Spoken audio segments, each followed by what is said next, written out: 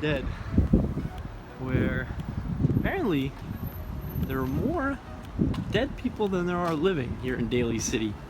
Literally just gravestones or graveyards and headstones everywhere.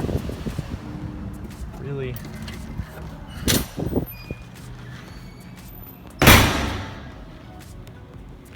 fantastic place for a casino. So today was quite an interesting one. This will probably be maybe my second or third kind of attempt at a daily session vlog, although I haven't actually got around to doing the other two yet. These will kind of be, I think, easily described, and so I can go over them without hopefully kind of too much issue. A couple of really crazy, interesting pots. All right, leaving the casino pretty early today because I've got to pick up Charlie and take him to the doctor's office. He's been kind of having a pretty bad cough in the middle of the night, so we're gonna check, make sure it's not something more serious. Really interesting session today, playing 3-5 no limit. As I said, it's what I've been playing mostly lately because it's the only game that runs like before 5 p.m. and since I have to pick up Charlie at 5 p.m. it's about the only game I can play nearby. So we're playing 3-5 pretty early on in the session, playing in a game that I think is kind of average. There's a player in the game who apparently watches the vlog, so I'm not too excited to be kind of disclosing all this stuff, and it obviously gives a lot of information to players. So he limps hijack, the cutoff limps, and I'm on the button with jack 9 off. This is a spot where, you know, I'm going to try to ISO him. I think he's limping really wide here. He's obviously either limping strong or limping way too wide. It's not like he's going to have some like king queen in this spot, I think. Also, he likes playing a lot of hands. And so I'm going to try to isolate him and, you know, play a pot in position. So I make it 30 on the button. I don't want to make it smaller. I'd rather size up and either get him to fold pre-flop all of his weak holdings, because it's not like my jack 9 offsuit is going to play super well against, you know, ram 2 cards that he's playing post-flop. Also, I'd rather give some inkling that I have, you know, a pretty strong range here, as opposed to make it 20 and I think that, you know, he's going to think I have like some wide range, like any 2 cards. And so I think by sizing up, I can kind of give the impression that I have a bigger hand, which isn't necessarily the case. Sometimes it will be, sometimes it won't. So I make it 30. The small blind and the big blind folds, and he calls. The other guy in the hand between us folds. So we're heads up, and the flop comes queen, deuce, 5. So now he checks. Queen, deuce, 5 with 2 clubs. He checks, and this is obviously a pretty dry flop. I think he's gonna whiff here a ton, unless he has like specifically queen jack, queen 10, king queen, maybe queen 9. And I expect all of these hands to be opening pre-flop in late position. Like, why would he be limping queen 10 offsuit or something like that pre-flop? So I think this is just a great spot for me to c-bet. He checks, and I bet 40, and he calls. At this point, obviously, I think, like I said, he plays a lot of hands, and he's pretty sticky. So I'm not really giving him some sort of strong range here. Like, he's got to have queen X or a club draw. I think he could have just like a ton of hands here. So anyway, so he calls, turns an offsuit ace, and he checks. And obviously, I think this is a card that hits my range more often than it does his, because you would think that he's not limping late with some ace. And if he is limping with some ace, like, what is he limp calling on a queen 5 deuce flop? Like, you know, I think if anything, if he's gonna have like maybe a wheel draw, ace 3, ace 4 offsuit, something like that. Other than that, I don't see him check calling this flop without an ace that, you know, he would just raise himself. So he checks, and I decide to put, you know, about a maximum pressure against what I think are gonna be his flush draws, and you know, and other, I guess mostly flush draws, and also possibly his, you know, queen X holdings. He could easily have, you know, some like queen 5 suited, queen 7 suited, something like that. I've seen it before, so it's not like he can't have like some queen X suited here. So I bet 110, and he kind of snap calls me. And once he snap calls me, I think, you know, this is, I think, a pretty big mistake for a lot of players. I think that it's usually kind of like this tell, like, I have a big hand, and I want you to slow down. and so, you know, I think if you're good, you can realize, like, yeah, your hand's not that big. It's not like you have some like ace queen here, you know, like you're just basically trying to get me to slow down. So he calls the 110, and the river is an offsuit queen, and now he thinks for a while and he checks. And I think when he, you know, thinks here for a while and checks again, like, he's not gonna have a queen. Obviously, like, I don't really beat much. I could obviously just, possibly check back and hope to beat his random club draws, but it's not like he can't possibly have some, like, king 5 of clubs or something like that.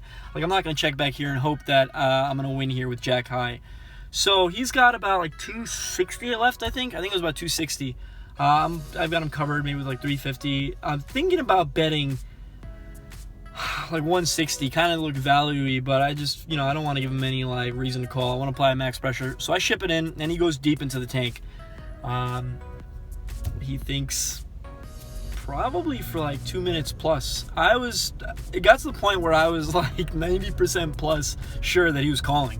It was kind of brutal because I think a lot of times in these spots when people take that long, they just end up finding a call because you can tell they're kind of, like, they have a hand that they don't think they can fold, but they're trying to find a reason to fold it. Anyway, so he tanks, and he folds. So I showed the jack 9 off, and he was not too pleased. I believe what he said was that he folded ace 4, which makes a ton of sense in this spot because, obviously he flops the gutter, probably limped like ace 4 offsuit, flopped the gutter, check calls the flop with his gut shot, and then drills the ace on the turn, which is why he's snap calling, because it's like a hand that he's just never folding. I think his big mistake here was, to snap call there, because it's one of those things where you kind of give this impression like, oh yeah, like I'm super strong. When someone's still betting, you're like, okay, well I told the guy I was super strong and he's still betting, so I got to be beat. So, word of the wise, I think snapping is just kind of always a big mistake. Okay, let's do something a little bit different for this hand, mostly because everyone's kind of always an expert once they've got the facts. I think that you begin to present a hand in a certain way, and it's very easy for people to figure out what exactly they should be doing based on the narrative of the hand. So for this one, I'm actually going to leave out exactly who I am in the hand, and I'd like to see what people think they should be doing in each spot. So it folds to the cutoff, who opens at $15, who this player has shown a couple of bluffs, and now the button, who's also a pretty active player, calls. You're in the small blind with 2 kings, and playing about a $550 stack, maybe like $530, something like that. And so you have 2 kings. Obviously, you're in this spot, you want to be 3-betting. You're not going to be flatting 2 kings in the spot. And so I think a standard 3-bet in this size is probably going to be something in the range of like 4x plus. Just kind of, your 3x plus your initial raiser, and maybe a little bit larger because of the fact that you're out of position. Let's say you elect to make it 80, probably on the bigger side.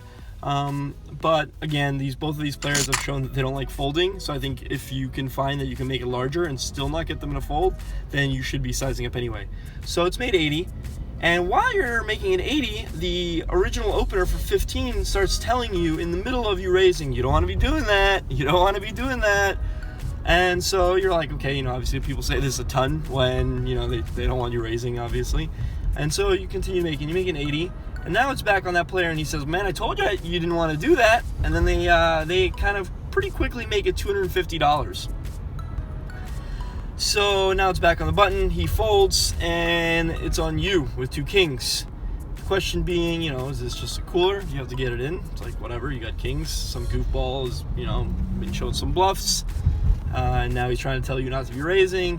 So, it's obviously a spot where if you can get some free info, why not? So you're kind of sitting there, and the guy's just telling you, like, yeah, man, it's pretty gross. Like, if you have 2 kings, and you're like, oh, yeah, like, I guess it's a good thing I don't have kings. And so the player says to you,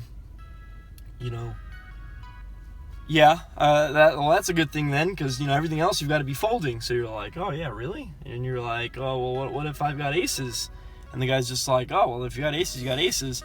So you're kind of sitting there thinking for a bit, figuring, like, I can't be folding kings to this guy.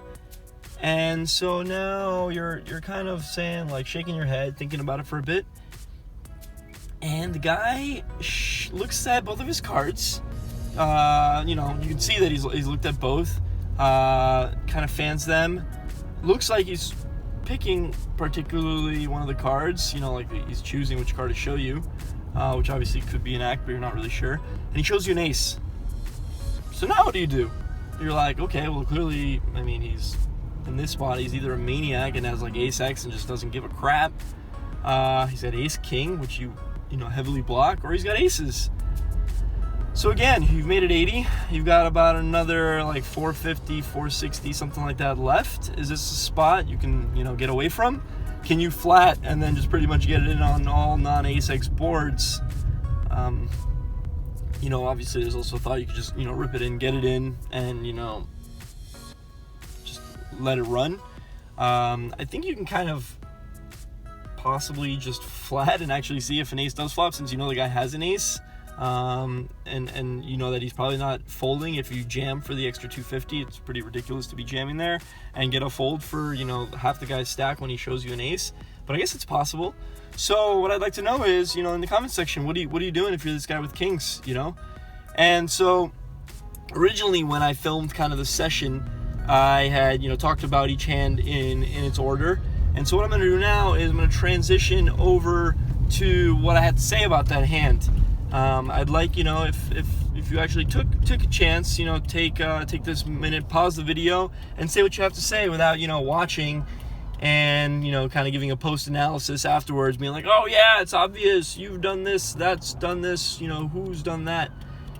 And now let's also think about the fact that what if I tell you that in this hand, I'm not the player with the kings, but I'm the guy that has shown the ace. Could you ever find yourself folding to me 2 kings in this spot once I've shown you an ace? Do I just always have aces here? Is it ace king? What do you put me on? What do you believe personally from everything that you've ever watched me kind of put out that I've got in this spot?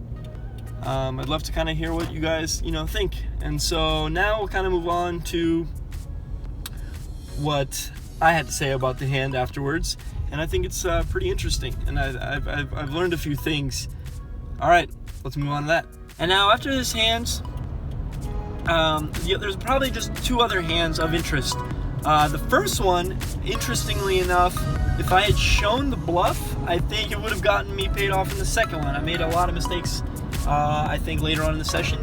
And I've personally learned myself something that I think I learned a long time ago, and I just kind of refrained from. Anyway, what I'm talking about is talking too much in the middle of hands. So the first hand I'm talking about actually happened before the Jack-9 offsuit.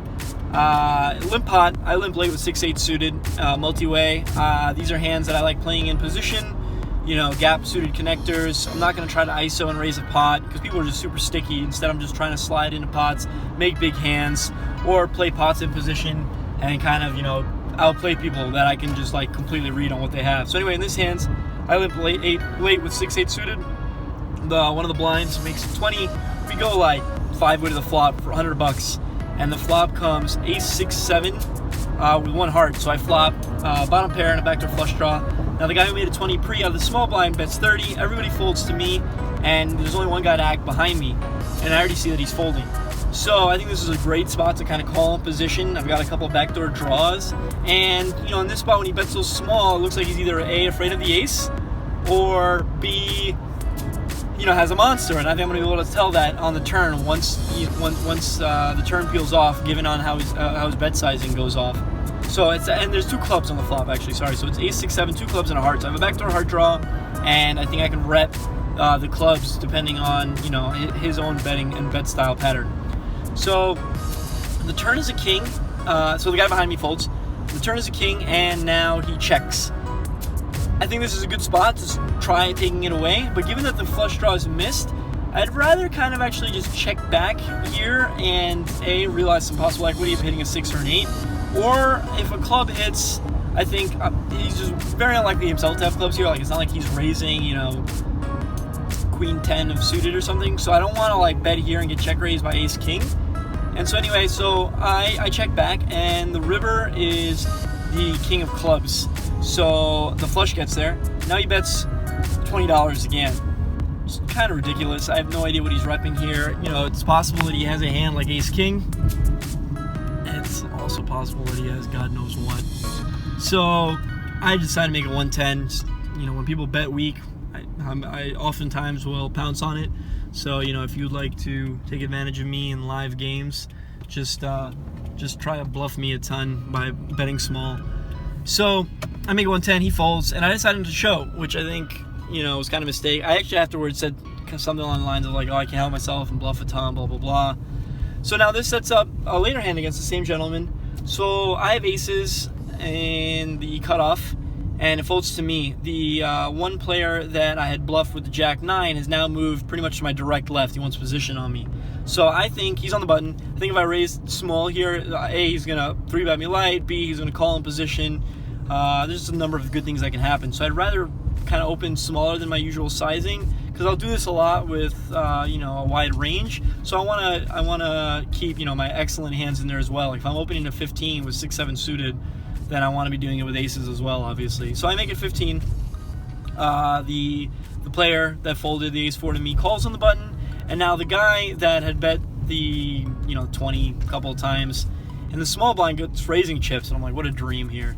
So he starts grabbing raising chips, and a lot of times in these spots, I'll get talkative even when I don't have anything. I'll be like, oh, you don't want to raise, and then I'll fold, stupid shit like that. So anyway, I kind of decide, once again, kind of balance my verbal spewingness, and start telling him as he's raising, like, you don't want to be raising, like, trust me, you don't want to do this, and he ends up making it 80. And so now it folds back to me. Actually, there was nobody, it obviously folds back to me, there was nobody else in the pot. So I say to him, I'm like, yeah, man, I told you not to raise. He's playing like 530, something like that. And I probably over-raise. I don't need to make it so big. But I think he has a big hand here. And I've obviously been bluffing already. And so I'm looking to get it in. I've been a huge sputard. So I make it 250. Guy on the button folds. And now it's on him. And I'm like, hey, man, like, told you not to raise. You could have just called. We could have seen a flop. And he's like smiling. And I say something to him, and I kind of forget my exact wording. But I say something to the effect of like, yeah, it'd be pretty sick if you have kings here. Like, I don't know what you can do here if you have kings. And then he's like, oh, really? I'm like, yeah, like, I don't think you can fold, but you got to, or something like that. And so he thinks for a bit, kind of mentioning like, oh yeah, maybe I should have just called. And I'm like, yeah, like, if you don't have kings, you got to fold everything else. He's kind of smiling, he thinks for a bit, and it feels like he's finding a fold. So I decide in this spot to kind of try to think of a way to, rep not having that great of a hand. And I think I make a pretty big mistake here. So I decide to kind of look at my whole cards. I look at them both, kind of like, I look at the both of them, try to do a little bit of an acting job, fan them, and then show the one ace. And I'm just like, yeah. And so he thinks for a little bit longer, and relatively quickly, I'd say much less quicker than what's happened up until this point, he mucks kings open pre-flop for 100 big blinds, which is pretty peculiar, I've got to say. I've got to admit, I don't think anybody's folded kings to me pre-flop, and especially in a 3-5 no limit for 100 big blinds. It's just something that never really happens, And so I think I should have obviously shut the hell up. I mean, maybe he finds a fold anyway. I mean, obviously there's a number of things I did wrong here. A, giving away my hand.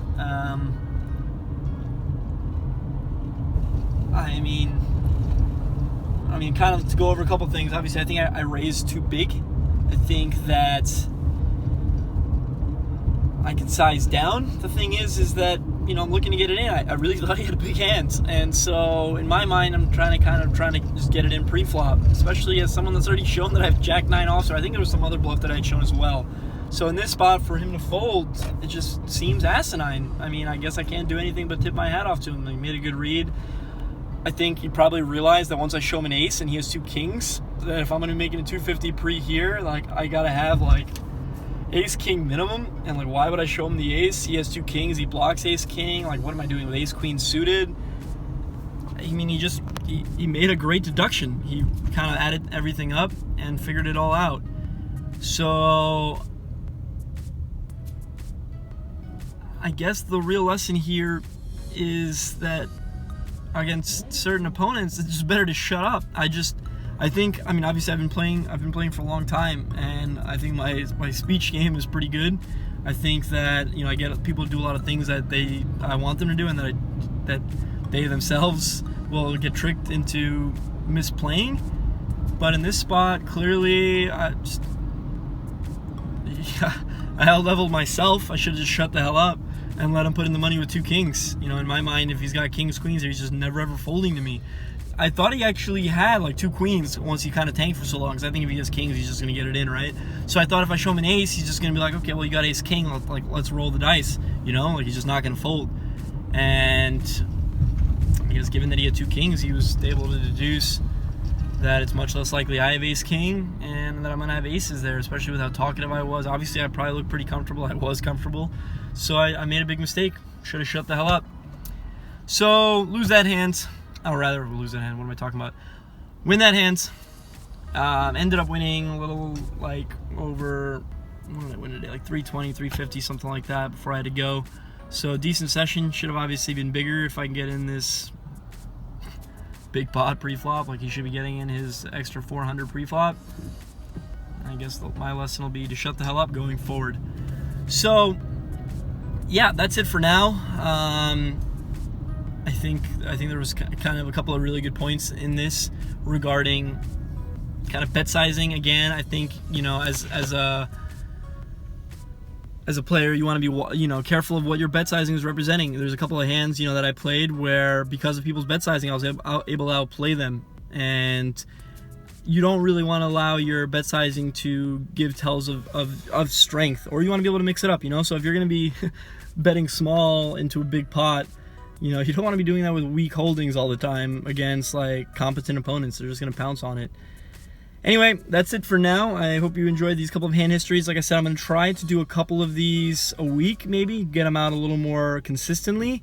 They will unfortunately be from 3-5 no limit, like I said, because the 5-10, 5-10-20, and the 5-5-10 PLO doesn't run while I'm there. You know, like I said before, 5 o'clock today, I played till 4, still no big game.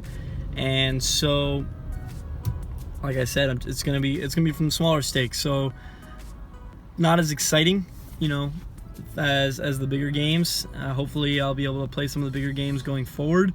But as it's been currently going, the 500 cap 3-5 has been, you know, going well. The game is relatively easy. People kind of play their whole cards face up, you know, barring any significant variance. The biggest turn in that game is the 500 cap. You know, if you get yourself stuck 500 or bluff off a stack or even 2, you know, you've got a long hill climb to getting unstuck, since now you can only reload for 500. So that can be pretty frustrating. Other than that, you know, the games are good. All right, well, thanks for watching. I'm gonna go and pick up Charlie now and bring him to the doctors. Hopefully he's okay. Hopefully he doesn't have like bronchitis or something, since he's had this kind of scary cough. Thanks for watching. All right, guys, peace. Charlie, you feeling any better? Oh, buddy? What do you think? You ready to go to the doctor? You ready to go to the doctor? No. No, you don't want to go to the doctor? All right, well, we gotta go to the doctor. So we're at the doctor's office. Charlie, your nose is running. You don't look very happy. All right, how you feeling? Crying? You want to be carried? You want to use your legs? Charlie, when are you gonna use your legs? How come you use your legs at daycare, but not with mommy and daddy? You want to be carried all the time. Mama. What's up with that? Yeah, mama. All right, well, time to go to the doctor's office.